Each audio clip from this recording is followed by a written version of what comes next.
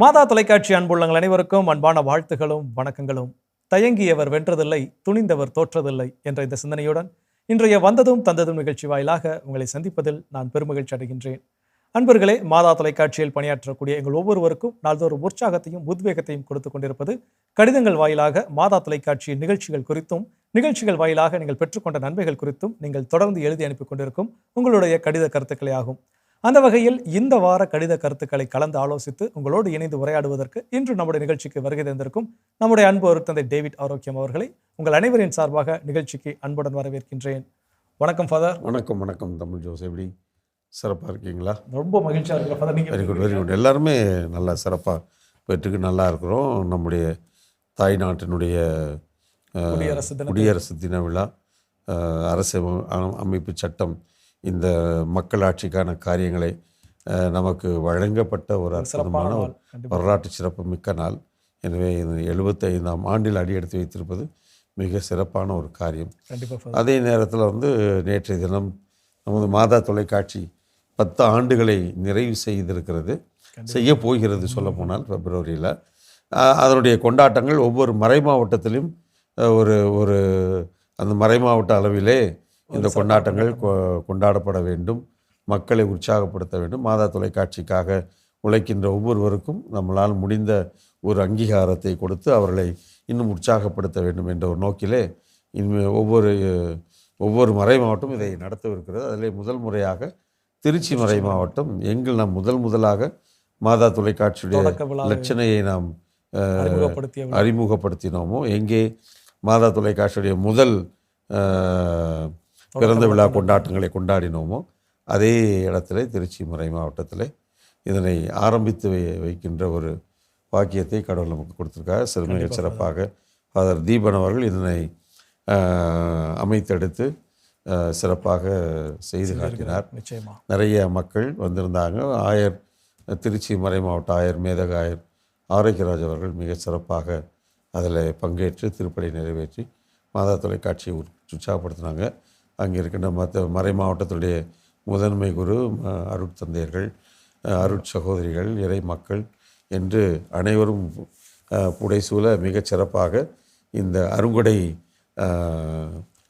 இல்லத்தினுடைய இந்த மேடையில் மிகச் சிறப்பு நடந்தது. எனவே மாதா தொலைக்காட்சி குடும்பத்தின் பெயரால் திருச்சி மறை மாவட்ட ஆயர் அவர்களுக்கும், முதன்மை குரு அவர்களுக்கும், அருட்தந்தையர்களுக்கும், அருட்சகோதரிகளுக்கும், மக்களுக்கும், குறிப்பாக இதனை ஒருங்கிணைத்த அருட்தந்தை தீபன் அவர்களுக்கும் நமது மனம் நிறைந்த நன்றிகளையும் பாராட்டுகளையும் நான் நமது மாதா தொலைக்காட்சி குடும்பத்தின் பெயராலும், நமது ஆயர் தலைமை ஆயர் சிங்கராயர் அவருடைய பெயராலும் தெரிவித்துக் கொள்வதிலே நான் மகிழ்ச்சி அடைகிறேன். ஆனால் இது தொடர்ந்து இனிமேல் இந்த ஆண்டு முழுவதும் ஒவ்வொரு மறை மாவட்டத்திலும் இப்படிப்பட்ட நிகழ்வுகள் நடப்பதற்கு தயாராகி கொண்டிருக்கிறது. ஆனால் இது ஒரு உரிமை இருக்க இந்த மாதா தொலைக்காட்சி அடுத்த கட்டத்திற்கு நாம் இன்னும் என்ன காரியங்களை செய்ய வேண்டும் என்ற காரியங்களையும் நாம் யோசித்து கொண்டு செயல்பட்டு கொண்டே இருக்கிறோம். அதனால் மக்களுடைய அன்பும் ஆதரவும் ஜெபங்களும் அதே வேளையிலே ஆண்டவர் இயேசு அன்னை மரியாளுடைய ஆசீர்வாதம் வழி நடத்துதலும் பரிந்துரையும் இருக்கின்றவரை இது மிகச் சிறப்பாக நடக்கும் என்பதில் ஐயமில்லை. அதனால் இந்த வாரம் நம்ம கடிதங்களுக்குள்ள போவோம். நிச்சயம். அதாவது இந்த ஆண்டு கொண்டாட்டத்தோடு தொடங்கி இருக்குது. அதே மகிழ்ச்சியான மனநிலையோடு அப்படியே நம்ம கடிதங்களுக்குள்ள முதல் கடிதம் எங்க இருந்து அப்படின்னு பார்த்தீங்கன்னா, சிதம்பரம் அப்படிங்கிற ஊர்ல இருந்து கலைச்செல்வி அப்படிங்கிறவங்க சிதம்பரம். மிக மரியே வாழ்க, இயேசுவுக்கு நன்றி. மாதா டிவியில் பணிபுரியும் அனைவருக்கும் இனிய புத்தாண்டு நல்வாழ்த்துக்கள். அனைவருக்கும் மாதா கிருபையோடும் உடல் நலனோடும் சுகத்தோடும் பல ஆசிர்வாதங்களோடு வாழ இறைவனை வேண்டுகிறேன். மாதா டிவியில் பணிபுரியும் அனைவரும் மிகச் சிறப்பாக ஒவ்வொரு நிகழ்ச்சிகளையும் ஒளிபரப்புகிறீர்கள். மிக்க நன்றி. துதி ஆராதனை மிகவும் ஆசிர்வாதமாக இருக்கிறது. 11 மணிக்கு ஆராதனை தினம் கண்டு ஆசிர்வாதம் அடைகின்றேன். ஐயா, எனக்கு உடல்நிலை சரியில்லை, இருதயம் நோய் என்று டாக்டர் கூறுகிறார். பிறகு மயக்கம், தொண்டையில் பிரச்சனை, தலை முதல் ஏதோ ஒரு வலி எனக்கு. மாதா டிவியில் ஜெபம் செய்யுங்கள். நான் தினமும் ஆராதனை கண்டுதான் வேண்டுகிறேன். எனக்கு உள்ள எல்லா நோய்களும் குணமாக உங்களின் ஜெபம் தேவை. எனக்காக ஜெபம் பண்ணுங்கள். நான் நன்றியோடு விசுவசிக்கிறேன். துதி ஆராதனையில் மிக பிரியமான பாடல்களை பாடி மகிழ்வோம். அதில் மகிழ்வோம் மகிழ்வோம் தினமக மகிழ்வோம் பாடல் மனநிறைவை தந்தது. துதி ஆராதனையில் பாதம் பணிந்தேன் எந்நாளும் துதியே, நன்றியால் துதிப்பாடு, எனக்காய் ஜீவன் விட்டவரே, எந்த நாவில் புது பாட்டு, நாதரே இத்தரணியை அன்பா என்ற பாடல்களை கேட்க வேண்டுகிறேன். அனைத்து அருட்தந்தையர்கள் அனைவருக்கும் எனது நன்றி. ஸோ இந்த பாடல்கள்லாம் நீங்கள் துதியாரனில் பாடுங்கன்னு சொல்லி ஒரு லிஸ்ட்டே கொடுத்துருக்குறாங்க. பாதம் பணிந்தேன் என்னாலும் நன்றியால் துதிப்பாடு அப்படின்னு சொல்லி கலைச்செல்வி சிதம்பரத்தில் இருந்து எழுதியிருக்கு. ரொம்ப சந்தோஷம். சிதம்பரம் என்று சொன்ன உடனே ஒரு சில ஆண்டுகளுக்கு முன்னால் அலைபேசியின் வழியாக ஓய்வு பெற்ற ஆசிரியர் பழனிசாமி என்றவர் எனக்கு தொடர்பு கொண்டார். அப்போது அவர் நான் இந்த வியாபார ரீதியான தொலைக்காட்சி நான் பெரிதாக பார்ப்பதில்லை. இந்த மாதிரி அருள்மொழி கூறுகின்ற தொலைக்காட்சியில் பார்க்குது தான் பழக்கம். சமீபத்திலே மாதா தொலைக்காட்சி கேள்விப்பட்டேன். இப்போ மாதா தொலைக்காட்சியை மட்டும்தான் நான் பார்க்கிறேன். உங்களுடைய தொலைக்காட்சியில் வருகின்ற அத்தனை நிகழ்ச்சிகளும் ஒவ்வொரு காரியமும் ரொம்ப இன்ஃபர்மேட்டிவாக எஜுகேட்டிவாக இருக்குது என்று அவர் சொன்னார். அதனால் அவராக என்னை கூப்பிட்டு அவருடைய அலைபேசி எண்ணை இன்னும் பதிவு செய்து வைத்திருக்கிறேன். பழனிசாமி என்பவருடைய ஞாபகம் தான் வருது.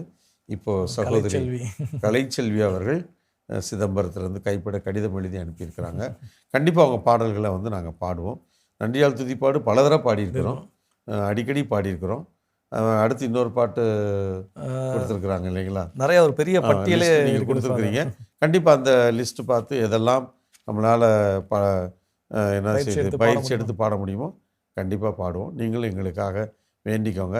இவ்வளவு என்ன சொல்கிறது, வாஞ்சையோடு ஒரு உரிமையோடு நீங்கள் அனுப்பியது எங்களுக்கு மிக மகிழ்ச்சி, பெருமை. கண்டிப்பாக செயல்படுத்துகிறோம். நீங்களும் எங்களுக்காக வேண்டிக்கோங்க, நாங்கள் உங்களுக்காக வேண்டிக்கிறோம். கடவுளின் ஆசிரியனாலும் உங்களோடு. கண்டிப்பாக ரொம்ப சிறப்பு. அவங்க அம்மாவோடைய கடிதம் பார்க்குறப்ப என்ன தோணுதுன்னா, வானொலி நிலையத்தில் வேலை பார்க்கும்போது நேர்கள் என்னன்னா இந்த திரைப்படத்துலேருந்து இந்த பாடல் போடுங்கன்னு கேட்பாங்க. அது மாதிரி இப்போ ஃபாதர்ஸ் இந்த பாடல் பாடுங்க அப்படிங்கிறது மகிழ்ச்சியாக ரொம்ப சிறப்பான ஒரு விஷயம் தான். கண்டிப்பாக. அப்படி அடுத்த கடிதம் எங்கே இருந்து அப்படின்னா, ஃபாதர் கீழே ஆசாரி பள்ளம் அப்படிங்கிற ஊரில் இருந்து, நார்வேல் பக்கம் தெரசம்மாள் அப்படிங்கிறவங்க ரிட்டையர்ட் டீச்சர் எழுதியிருக்கிறாங்க. எல்லாம் வல்ல இறைவனுக்கு நன்றி. எங்கள் அன்பிற்கும் பண்பிற்கும் பாசத்திற்கும் உரிய ஃபாதர் டேவிட் அவர்களுக்கும் மற்ற அனைத்து மாதா டிவி குருக்கள், கன்னியர்கள், இறைமக்கள், பிஷப் சிங்கராயர், ராயப்பர் அனைவருக்கும் என் புது வருட கிறிஸ்மஸ் வாழ்த்துக்கள். நன்றி. வந்ததும் தந்ததும் நிகழ்ச்சியை எழுத பல மாதங்களாக நினைத்தேன். ஆனால் இன்று ஒரு சிறிது மட்டும்தான் எழுத முடிகிறது. நான் முன்னால் கடிதம் எழுதியுள்ளேன். முக்கியமாக செப்டம்பர், அக்டோபர், நவம்பர், டிசம்பர் மாதங்களில் இருந்து உங்களுக்கு கடிதம் எழுத நினைத்தேன். உங்களது விவிலிய பரீட்சைகள், அதாவது விவிலிய அறிவோம் நிகழ்ச்சி, மாதாவின் புகழ்ச்சிகள், அவர் பெயர் Maria, father Terence, father Stanley, father Irudayaraj இவர்களின் உரைகள் மற்றும் ஃபாதர் பிரகாஷ் ஸ்டான்லி அவர்களின் பைபிள் உரைகள், உத்திரிக்கிற ஆன்மாக்கள் மாதம் கொடுத்த நிகழ்ச்சிகள், இறந்தோரை பற்றிய நிகழ்வுகள் பற்றிய நிகழ்ச்சிகள், கிறிஸ்மஸ் விழா பற்றிய கலை நிகழ்ச்சிகள், பிறப்பு பற்றிய உரைகள் எங்கள் உள்ளத்தை மிகவும் கவர்கின்றது. பிஷப் மறுவாழ்வு பற்றி பேசியது, ஃபாதர் ஜூட் கூறிய விவாத நிகழ்வு எல்லாமே மிகவும் நன்றாக இருந்தது. வாழ்வு தரும் இறைவார்த்தை விளக்கம் அனைவருமே நல்ல முறையில் விளக்குகின்றார்கள். இன்னும் எழுத நேரம் கிடைக்கவில்லை, இத்துடன் முடிக்கின்றேன் அப்படின்னு சொல்லி 85 வயதான ரிட்டையர்டு டீச்சர் அப்படின்னு சொல்லி தெரசம்மாள். அவங்க இன்னொன்று குறிப்பாக என்ன சொல்லியிருக்காங்கன்னா, இதுக்காகவே நான் மாதா டிவியை பார்க்கணுங்கிறக்காகவே என்னுடைய பிள்ளைங்கள்லாம் அவங்க வீட்டுக்கு வாங்கன்னு கூப்பிட்டாலும் கூட நான் என் வீட்டில் இருந்து தனியாக மாதா டிவியோட வாழ்ந்துட்டு வரேன். ஸோ எனக்காகவும் என் குடும்பத்தில் உள்ள பிள்ளைங்களுக்காகவும் ஜெபிங்க அப்படின்னு சொல்லி முடிச்சிருக்காங்க. கண்டிப்பாக அம்மா தெரசம்மாவுக்காக எங்களால் ஜெபிக்காமல் இருக்க முடியாது. நீங்கள் 85 வயசு தான் உங்களுக்கு அதனால் அது பெரிய வயதாக நான் சொல்ல மாட்டேன். ஏன்னா அந்தளவுக்கு 85 வயது இளமையானவருங்க. நீங்கள் தனியாக தைரியமாக இருந்து உங்களை நீங்கள் பார்த்துக்கிறீங்கன்னா அதுக்கெலாம் ஒரு தில்லு, ஒரு தைரியம் அது கண்டிப்பாக இருந்தால் தான் முடியும். அந்தளவுக்கு நீங்கள் இளமையாக என்னை பார்த்து கொள்ள முடியும். யாரும் நீங்கள் சின்ன பசங்க பிள்ளைங்க கூட யாரையாவது சார்ந்து தான் இருக்கிறாங்க. யாரையும் சாராமல் நீங்கள் இருப்பது பெரிய விஷயம். அதுதான் உங்கள் இளமையின் ரகசியம் அப்படின்னு நான் சொல்லுவேன். கண்டிப்பாக உங்கள் பிள்ளைகளுக்காக நாங்கள் ஜெபிக்கிறோம், மன்றாடுங்க. அவங்களையும் உற்சாகப்படுத்துங்க. ஏன்னா நல்ல நிகழ்ச்சிலாம் நீங்கள் பார்க்குறீங்க. அப்போ உங்கள் பிள்ளைகள்ட்டையும் கொஞ்சம் டைம் கண்டுபிடிச்சி இதெல்லாம் பாருங்கப்பா, உங்களுக்கு பயனுள்ளதாக இருக்கும், ஜெபிங்க, பிள்ளைகள் நல்ல விஷயங்களை கற்றுக்க சொல்லுங்கள். இதெல்லாம் அதுக்கு ஒரு வழித்துணையாக இருக்கும். நீங்கள் அங்கே முடிஞ்சால் நீங்கள் போய் அங்கே இருந்து அவங்கள மாதா தொலைக்காட்சி போட சொல்லி நீங்கள் அவங்களையும் பார்க்க வச்சிங்கன்னா இது ஒரு பெரிய ஒரு மாற்றத்திற்கான ஒரு வழியாக இருக்கும். அதனால் நீங்கள் உங்களை பார்த்துக்கொள்வது மிக அற்புதமான ஒரு காரியம். இருந்தாலும் நீங்கள் அப்படி இப்படி போய் அவங்களெல்லாம் உற்சாகப்படுத்துவது இன்னும் சிறப்பான காரியமாக இருப்பது என்னுடைய தாழ்மையான கருத்து. உங்களுக்காக மன்றாடுறோம். நீங்கள் நல்ல சுகத்தோடும் நல்ல ஆன்மீக நலன்களோடும் நீங்கள் வாழணும் உங்களுக்காக வேண்டிக்கிறேன். கடவுளின் ஆசிரியனாலும் உங்களோடு. ஸோ சிறப்பு. அம்மா 85 வயது அப்படின்னு சொல்கிறப்போ கடந்த வாரத்தில் நம்முடைய நிலையத்திற்கு கிட்டத்தட்ட 89 வயசு நிரம்பிய ஒரு மூதாட்டி ஒருத்தவங்க, பாட்டி ஒருத்தவங்க வந்திருந்தாங்க. நம்முடைய மாதாத்தில் கட்சி சுற்றி பார்த்துட்டு அவங்க ஒரு பகிர்வு கொடுத்துட்டு போனாங்க ஃபாதர். ஸோ அந்த பகிர்வு என்னன்னு பார்க்கலாம். அதுக்கு முன்னாடி அந்த பகிர்வுக்கு வந்து அவங்க கொடுக்குறதுக்கு முன்னாடி அவங்கள வந்து நான் மாடியிலேருந்து கீழே அழைச்சிட்டு வந்துட்டு இருந்தேன். அவனை கேட்டேன், அம்மா லிஃப்ட் இருக்குது, லிஃப்ட்டில் போயிடுவோமா அப்படின்னா. ஏன், நான் நல்லா நடப்பேனே, எனக்கு நடக்கிறது ஒன்றும் பிரச்சனை இல்லை, ரொம்ப நேரம் நிற்கத்தான் என்னால் முடியாது, ஆனால் எவ்வளோ தூரம்னாலும் நான் நடப்பேன் அப்படின்னு சொல்லி விறுவிறுன்னு இறங்கி நடந்து வந்தாங்க. இப்போ இந்த அம்மாவுடைய கடிதத்தை பார்த்தோன்னே அதுதான் ஞாபகம் வருது. ஸோ அந்த அம்மாவுடைய பகிர்வு என்ன சொல்லியிருக்கிறாங்க அப்படிங்கிற ஒரு சின்ன காணொலி காட்சியை நம்ம பார்த்துட்டு வந்துடலாம். என் பேர் கஸ்தூரிபாய். நான் பெரம்பூர்லேருந்து வரேன். எனக்கு வயது 89. இந்த ஏப்ரல் வந்தால் 90 வயது ஆக போகுது. நான் தினசரி மாதா டிவி பார்ப்பேன். அதில் ஆராதனை எனக்கு ரொம்ப பிடிச்சது. மற்ற வந்ததும் கேட்டதும், அப்புறம் அலோ நலமா, இன்னும் பல நிகழ்ச்சிகளையும் நான் பார்ப்பேன். இந்த மாதா டிவியால் எனக்கு ரொம்ப மன நிம்மதியாக இருக்குது. தினமும் கோயிலுக்கு போகிற உணர்வு வருது.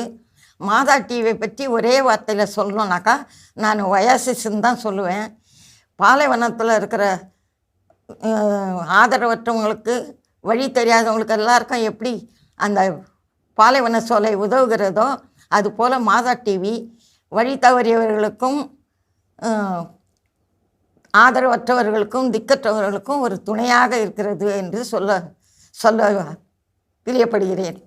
மாதா டிவி வந்து நான் அப்பப்போ டைம் கிடைக்கும் போதெல்லாம் பார்ப்பேன். அதில் எல்லா நிகழ்ச்சியுமே எனக்கு பிடிக்கும்.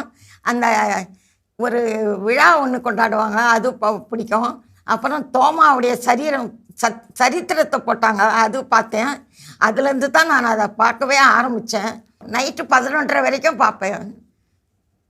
ஆராதனை முடிகிற வரைக்கும் பார்ப்பேன். அதுலேயும் சில நிகழ்ச்சிகள் எதனா வந்ததுன்னா அதையும் பார்ப்பேன்.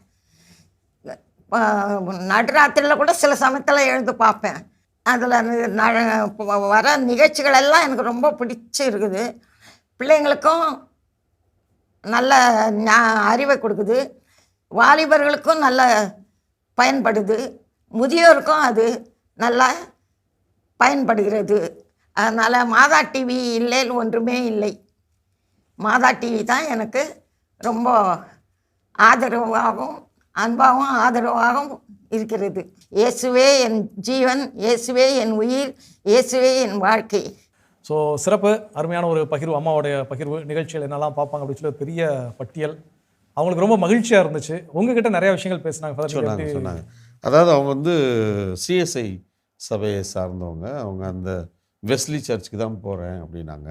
பட் ஆனால் எனக்கு சின்ன வயசுலேருந்து எனக்கு ஆண்டவர் இயேசு, மாதா, இந்த இதெல்லாம் வந்து இப்போ மாதா தொலைக்காட்சி வந்ததுலேருந்து நான் அதை தான் நான் பார்க்குறேன். ஆராதனையில் பங்கெடுப்பேன், ஜெபிப்பேன், திருப்பலி பார்ப்பேன். எல்லாமே எனக்கு ரொம்ப அற்புதமாக இருக்குது. ரொம்ப அற்புதமாக இறைவார்த்தையை வந்து ரொம்ப அதிகமாக நீங்கள் வலியுறுத்தி சொல்லப்படுது. அதனால் இந்த மாதா தொலைக்காட்சி வருஷத்துக்கு ஒரு தடவை பெரம்பூரில் இருக்கிறாங்க. அங்கேருந்து பேருந்து எடுத்து இங்கே வந்து நம்மளை பார்த்துட்டு ஒரு நன்கொடை கொடுத்துட்டு திருப்பி இங்கேருந்து பேருந்திலே போயிடுறாங்க. ஏமா இவ்வளோ வயசில் கஷ்டம் இல்லை, எனக்கு அது பிரச்சனை இல்லை, நான் நல்லா இருக்கேன், நல்லா. அதனால் எனக்கு அதில் எனக்கு இன்னும் கஷ்டம் ஒன்றுமே கிடையாது அப்படின்னாங்க.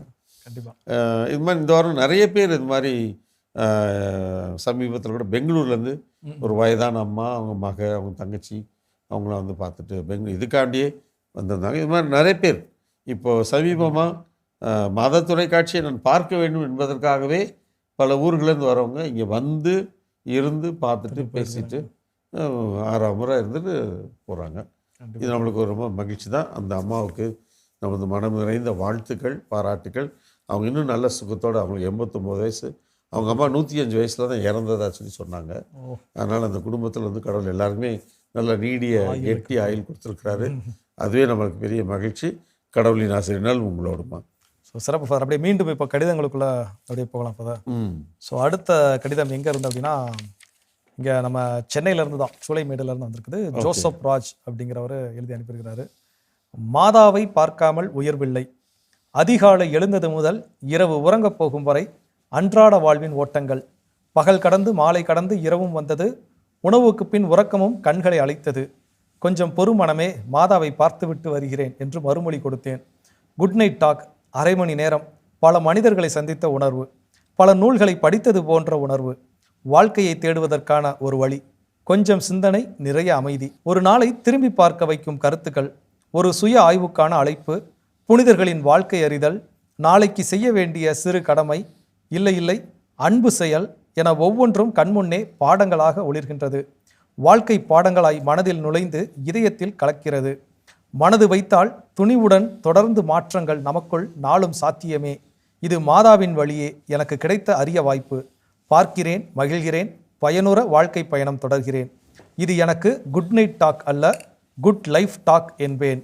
அன்புடன் ஜோசப் ராஜ் அப்படின்னு சொல்லி ஒரு கவிதை நடையில அழகா எழுதியிருக்கிறாரு. ரொம்ப சூப்பராக இருக்கு. Good life talk. Good night talk. உண்மையில ஆமாம். ஆக்சுவலாக இது வந்து நான் பல தடவை சொல்லிட்டேன். இந்த குட் நைட் டாக்ன்றது வந்து எங்கள் மைனர் செமினரி கான்செப்ட். அது வந்து அந்த காலத்தில் மைனர் செமினரி வந்து ரெக்டர் தினம் ஈவினிங் நைட்டில் தூங்க போகிறதுக்கு முன்னாடி வந்து ஒரு சின்ன டாக் கொடுத்துட்டு எக்ஸாமினேஷன் ஆஃப் கான்ஷியன்ஸ் இருக்கும். அதை முடிச்சுட்டு ஒரு பிளெஸ்ஸிங் கொடுத்துட்டு அப்புறம் எல்லாரும் கிராண்ட் சைலன்ஸ். அதுக்கடுத்து காலையில் பிரேக்ஃபாஸ்ட் முடிகிற வரைக்கும் யாரும் பேசக்கூடாது. It's call grand silence. So இது ஒரு கல்ச்சர் அந்த இப்போவும் செமினரிகளில் இருக்குதுன்னு நான் நம்புகிறேன். ஏன்னா அந்த காலத்தில் ஒவ்வொரு நாளும் இரவில் வந்து ஒரு சின்ன டாக் கொடுத்துட்டு அன்றைக்கி எப்படி இருந்தீங்க, என்ன செஞ்சீங்க எல்லாம் வந்து நம்மளுக்கு ஒரு டாக் கொடுத்து எக்ஸாமினேஷன் கான்ஷியஸ்க்கு அப்புறம் பிளெஸ்ஸிங்கோட அது போகும். ஸோ அதுதான் இந்த கான்செப்ட். கண்டிப்பாக. ஸோ ஒரு சின்ன அன்றைய நாளில் ஒரு சின்ன ஒரு கதை சிந்தனை, அந்த சிந்தனையை தொடர்ந்து நம்ம ஆத்ம பரிசோதனை, அப்புறம் மனத்துயர் மன்றாட்டு, அதுக்கு அடுத்தபடியாக இரவு வேலை இந்த கட்டளை ஜெபம்னு சொல்லுவாங்க. அந்த என்ன சொல்கிறது, நம்முடைய சங்கீதங்கள்ல இருந்து எடுத்து சின்ன வாசகம், பிறகு கடைசியில் இறுதி ஆசிர், அந்த ஜெபத்தோடு அதை வந்து முடிக்கிறோம். ஒவ்வொரு நாளும் நிறைய பேர் வந்து பெரியவங்க இந்த குட் நைட் டாக் பார்த்துட்டு உங்கள் ஜெபத்தையும் ஆசீர்வாதத்தையும் வாங்கிட்டு தான் நாங்கள் தூங்குறோம் அப்படின்னு நிறைய பேர் சொல்லியிருக்கிறாங்க. இது வந்து உண்மையிலே, ஏன்னா அதுக்கடுத்து எந்த மனசில் சஞ்சலமும் இல்லாமல் அப்படியே போய் நிம்மதியாக தூங்கிறோம். வேறு எதுவுமே மனசில் ஓடுறதில்ல. அந்த ஆசீர்வாதத்தோடு அந்த ஜெபத்தோடு போகிறது வந்து அந்த காலத்துலலாம் அப்படி தான். அப்பா அம்மா தாத்தா பாட்டி வீட்டில் பிள்ளைங்களாம் சிலுவை போட்டு தூங்குறதுனால சிலுவை போட்டு எல்லாம் போய் தூங்க, நம்மளும் போயிட்டு இந்த பக்கம் எல்லாம் மேலே கீழே எல்லாம் சிலுவை போட்டு தான் வந்து தூங்குறது. இதெல்லாம் ரொம்ப அழகான பாரம்பரியம் மிக்க அற்புதமான நல்ல பழக்கங்கள், நல்ல பக்திக்குரிய காரியங்கள். நமது கடவுளோடு நாம் இணைந்து தான் இருக்கிறோம் என்பதற்கான அடையாளங்கள், நல்ல செயல்முறை, நல்ல பழக்கங்கள். இதெல்லாம் வந்து இப்போவும் ஒரு சில இடங்களில் சொல்லி கொடுத்துட்டு தான் இருக்கிறாங்க. ஒரு சில இடங்களில் அப்படியே டிவியோட அப்படியே இரவு விடிய மொபைல் பார்த்துட்டே அப்படி தூங்குறாங்க. ஸோ இந்த மாதிரிலாம் இல்லாமல் ஒரு குறிப்பிட்ட நேரத்தில் வந்து தூங்க போகிறது, எந்திரிக்கிறதுலாம் வந்து அது சுகத்துக்கும் நல்லது, உடம்புக்கும் நல்லது. நல்ல சுகத்தோடு நல்லா இருக்கலாம். அதனால் குட் நைட் டாக் அது கடவுளின் பெரிய வரம். நிச்சயமா. ஸோ அதனால் ஐயா ஜோசப் ராஜ் அவர்களுக்கு நம்ம நன்றி சொல்லிக்கலாம். மேடம், நிறைந்த நன்றிகள் ஐயா. உங்களுடைய நல்ல வார்த்தைகளுக்கும் பாராட்டுகளுக்கும் நன்றிகள், ஜெபங்கள். கடவுளின் ஆசிரியர் நாளும் உங்களோடு.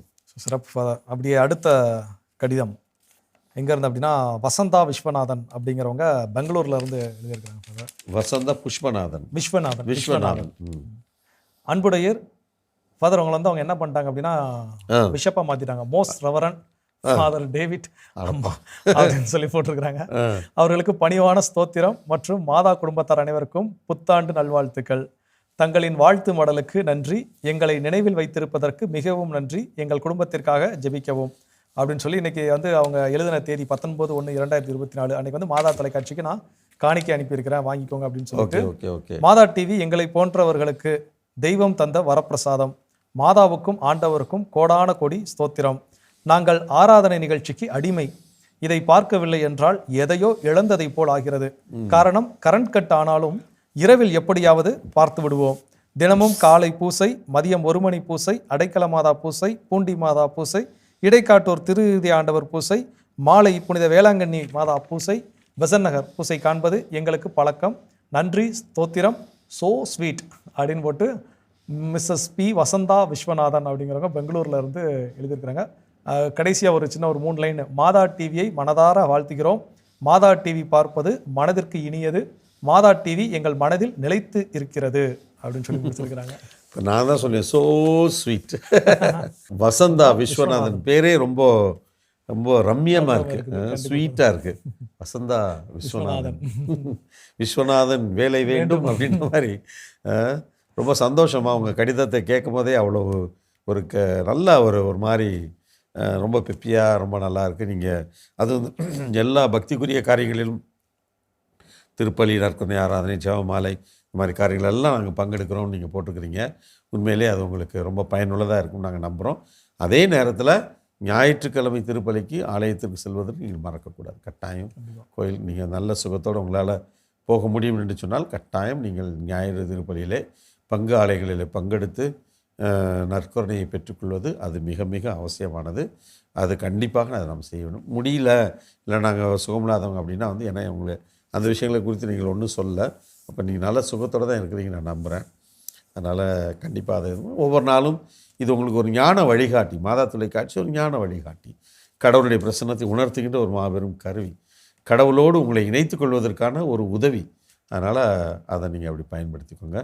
உங்களுடைய அற்புதமான வார்த்தைகள் ரொம்ப உற்சாகமாக எங்களை பாராட்டியது எங்களுக்கு மிக ஆறுதலாக, எங்களுக்கு மிக ஒரு உத்வேகமாக இது அமைந்திருக்கிறது. அதனால் உங்களுக்கு உங்கள் குடும்பத்தில் இருக்கிற ஒவ்வொருவருக்கும் கடவுளின் ஆசீர் என்னாலும் இருக்க எங்களது ஜெபங்களும் ஆசீரும்.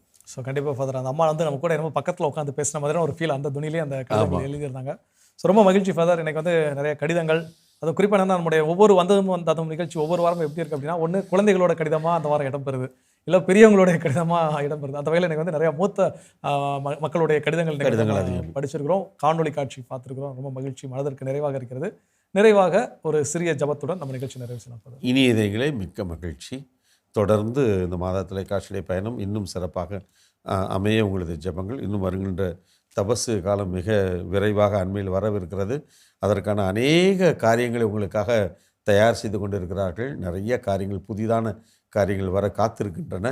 அதனால் காண்பதற்கு மறந்து விடாதீர்கள். மற்றவர்களுக்கும் இதை குறித்து நீங்கள் விரைவாக அந்த நிகழ்ச்சிகளை குறித்த பல்வேறு அறிமுக காட்சிகள் உங்களுக்கு வெளிப்படுத்தப்படும். பாருங்கள், தயாராக இருங்க, எங்களுக்கு மன்றாடுங்க. மாதா தொலைக்காட்சியை தாங்கிக் கொள்வதற்கு எல்லோரும் வாஞ்சையோடும் ஆசையோடும் உங்களால் முடிந்த காணிக்கைகளை செலுத்தி மாதா தொலைக்காட்சியும் தாங்கிக் கொள்ளும்படியாக உங்களை அன்போடு வேண்டுகிறேன். கண்களை மூடி மன்றாடுவோம். எங்கள் அன்பே உருவான இயேசு ஆண்டவரே, இந்த அற்புதமான நாளுக்காக நாங்கள் நன்றி செலுத்துகிறோம் ராஜா. இந்த மாதா தொலைக்காட்சி என்ற கொடைக்காய் நன்றி செல்லும் தருணத்தில் இதற்காக உழைக்கின்ற ஒவ்வொருவருக்காகவும், உபகாரிகளுக்காகவும், ஜெப வீரர்களுக்காகவும், நன்கொடையாளர்கள் ஒவ்வொருவருக்காகவும், அவருடைய கருத்துக்களுக்காகவும் ஜெபிக்கிறோம் ஆண்டவரே. உமது கரங்கள் என்னாலும் எங்களோடு இருப்பதாக, எங்களை வழி நடத்துவதாக, எங்களை ஆசீர்வதிப்பதாக, நாங்கள் செய்கின்ற பணியின் வழியாக என்னாலும் உம்மை மாட்சிப்படுத்த, உம்மையில் நிலைத்திருக்க எங்களுக்கு அருள் புரிவீராக. எங்கள் ஆண்டவராகிய கிறிஸ்து வழியாக உம்மை மன்றாடுகிறோம். என்று வாழும் உயிர் இறைவன் தந்தை, மகன், தூய ஆவியார் நம் அனைவரையும் நிறைவாக ஆசீர்வதிப்பாராக. ஆமென். ஸோ ரொம்ப மகிழ்ச்சி ஃபாதர். எல்லா வாரமும் போல இந்த வாரமும் இனியதை எங்களை சந்திச்சிருக்கிறீங்க. அதுவும் நீங்கள் நிகழ்ச்சி தொடக்கத்தில் சொல்லியாச்சு, இந்த ஆண்டு முழுவதும் மாதா தொலைக்காட்சியினுடைய அந்த 10ஆம் ஆண்டு நிறைவு விழா கொண்டாட்டங்கள் ஒவ்வொரு மறை மாவட்டங்களிலும் சிறப்பாக எடுத்து செய்யப்பட இருக்குன்னு சொல்லி, ஸோ அன்பர்கள் எல்லாருமே இருக்க தயாராக அவங்கவுங்க மறை மாவட்டத்தில் காத்துட்ருப்பாங்க, எல்லாரும் எப்படி நேரில் சந்திக்கலாம் அப்படின்னு சொல்லி. ஸோ ரொம்ப மகிழ்ச்சி. இனியதை எங்கள் ஒவ்வொருவரின் சார்பாக உங்களுக்கு மனமார்ந்த நன்றி ஃபாதர். நன்றி. நன்றி தமிழ் ஜோஸ். அன்பர்களே, நான் தொடக்கத்தில் கூறியது போல மாதா தொலைக்காட்சியில் பணியாற்றக்கூடிய எங்கள் ஒவ்வொருவருக்கும் நாள்தோறும் உற்சாகத்தையும் உத்வேகத்தையும் கொடுத்து கொண்டிருப்பது மாதா தொலைக்காட்சி நிகழ்ச்சிகள் குறித்தும், நிகழ்ச்சிகள் வாயிலாக நீங்கள் பெற்றுக்கொண்ட நன்மைகள் குறித்தும் நீங்கள் தொடர்ந்து எழுதி அனுப்பி கொண்டிருக்கும் உங்களுடைய கடித கருத்துக்களே ஆகும். ஆகவே தொடர்ந்து உங்களுடைய கடித கருத்துக்களை எங்களுக்கு எழுதி அனுப்ப மறவாதீர்கள். நீங்கள் எழுதி அனுப்ப வேண்டிய மின்னஞ்சல் முகவரி info@madatv.in மற்றும் நீங்கள் எழுதி அனுப்ப வேண்டிய தபால் முகவரி வந்ததும் தந்ததும் மாதா தொலைக்காட்சி, 150 லஸ்கோவில் சாலை, மயிலாப்பூர், சென்னை 6004. மாதா தொலைக்காட்சி அன்பர்களே, உங்களுடைய கடிதங்கள் தந்த மிகப்பெரிய உற்சாகத்தோடு உங்களிடமிருந்து விடைபெறும் நாங்கள் மரியன் மைந்தன் தமிழ்ஜோ மற்றும் அன்பு ஒரு தந்தை டேவிட் ஆரோக்கியம் அவர்கள். இயேசுவுக்கே புகழ், இயேசுவுக்கே நன்றி, மரியே வாழ்க.